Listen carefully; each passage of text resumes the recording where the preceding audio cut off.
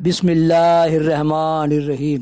اللہم صلی علی سیدنا و مولانا محمد النبی الامی والہ و صحابہ بارک وسلم صلاۃ و سلام علیک یا رسول اللہ صلی اللہ علیہ وسلم۔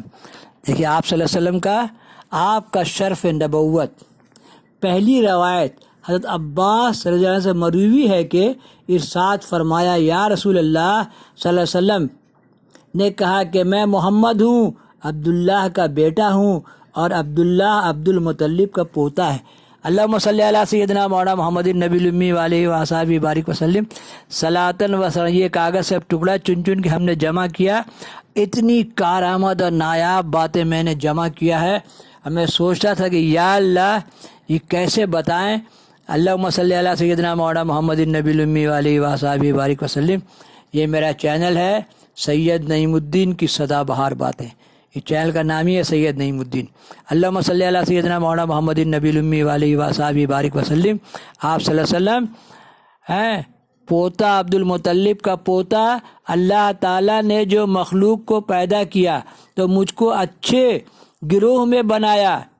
بولتے ہیں کہ نور کے دوجے ٹکڑے احمد اور محمد۔ عیسیٰ علیہ السلام کیا بولے؟ میرے بعد احمد آتے ہیں۔ تو دیکھیے اچھے گروہ میں بنایا، یعنی انسان بنایا۔ پھر انسان میں دو فرقے پیدا کیے، عرب اور عجم، عربی اور اجمی۔ جو عرب کے باہر کے ان کو اجمی کہا جاتا ہے۔ اجمی گانے گونگا ہوتا ہے، عرب والے بہت بولنے والے، ان کی زبانیں فصیح و بلیغ، اسی لیے۔ اور اجمی مانے گونگا، مانے باہر کے لوگ گونگا ہے، ان کو کچھ علم نہیں ہے، اسی لیے اصل علم جو ہے قرآن کا علم ہے۔ جو قرآن کا علم نہیں جانے وہ گونگا ہے۔ اجمی مجھ کو اچھے فرقے میں عرب میں بنایا، پھر عرب میں کئی قبیلے بنائے اور مجھ کو سب سے اچھے قبیلے میں پیدا کیا، یعنی قریش۔ میں پھر قریش میں کئی خاندان بنائے اور مجھ کو سب سے اچھے خاندان میں پیدا کیا، یعنی بنی ہاشم میں۔ عبد المناف کے دو بیٹے بنی امیہ اور بنو ہاشم۔ بنو امیہ میں یزید، بنو ہاشم میں حسین۔ پھر پس ہاشم میں پس میں ذاتی طور پر بھی سب سے اچھا ہوں اور خاندان میں بھی سب سے اچھا ہوں، اعلیٰ خاندان ہے۔ دوسری روایت حضرت علی سے مروی ہے کہ فرماتے ہیں نبی کریم صلی اللہ علیہ وسلم نے فرمایا کہ میں نکاح سے پیدا ہوا ہوں، یعنی بدکاری سے نہیں پیدا ہوا۔ دیکھتے عرب میں کیا حال تھا پہلے، اپنی بیٹیاں وہ لوگ دفن کرتے تھے اور باہر سے لونڈیاں خریدتے تھے وہ لوگ۔ عرب میں ہی تجارت تھا، عرب کے تاجر لوگ باہر سے لونڈیاں خرید کے لا کے، عرب والے بولے نہیں کیا نا حبس کے دربار میں کہ ہم لوگ ان کو بکری کی طرح استعمال کرتے ہیں اور یہ ان کو برابری کا حق دینا چاہتے ہیں۔ تو عرب میں عورت کو بکری کی طرح استعمال، لیکن آپ صلی اللہ علیہ وسلم نکاح سے پیدا ہوا ہوں، لیکن لا الہ الا اللہ محمد پڑھنے سے سب پاک ہو گئے، یعنی بدکاری سے نہیں پیدا ہوا ہوں۔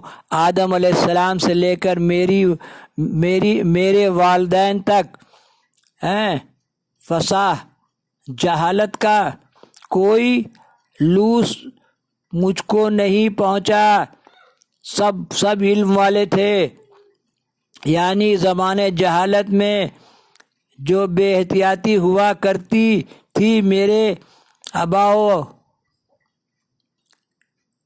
امہات سب اس سے مزہ رہے، الگ مزہ رہے، یعنی اس سے سب الگ رہے۔ پس میرے نسب میں اس کا کوئی میل نہیں ہے۔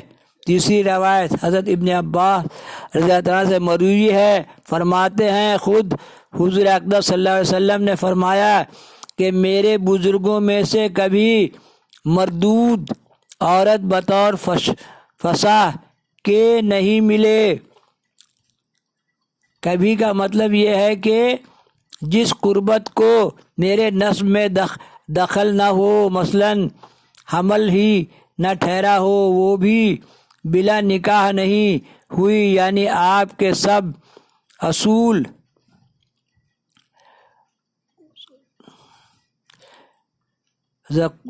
و اناس ہمیشہ برے کاموں سے پاک رہے، میں نے آپ کا نسل عرب میں جو جہالت پھیلا ہوا تھا اور بیٹیوں کو دفن کر رہے تھے، ان تمام باتوں سے یہ آپ کا خاندان ہمیشہ الگ رہا۔ اللہ تعالیٰ مجھ کو ہمیشہ اصلاح طیبہ سے ارحام طاہرہ کی طرف، اللہم صلی علی سیدنا و مولانا محمد النبی الامی وآلہ و صحابہ بارک وسلم صلاۃ و سلاما علیک یا رسول اللہ کی طرف مصفی و مہذب کر کے منتقل کرتا رہا۔ جب کبھی دو شعبے ہوئے جیسے عرب و عجم، پھر قریش وغیرہ، قریش و اعلیٰ حاضہ میں بہترین شعبہ میں رہا۔ چوتھی روایت حضرت عائشہ صدیقہ سے مروی ہے کہ وہ رسول اللہ صلی اللہ علیہ وسلم سے نقل فرماتی ہیں اور آپ جبریل علیہ السلام سے حکایت فرماتے ہیں۔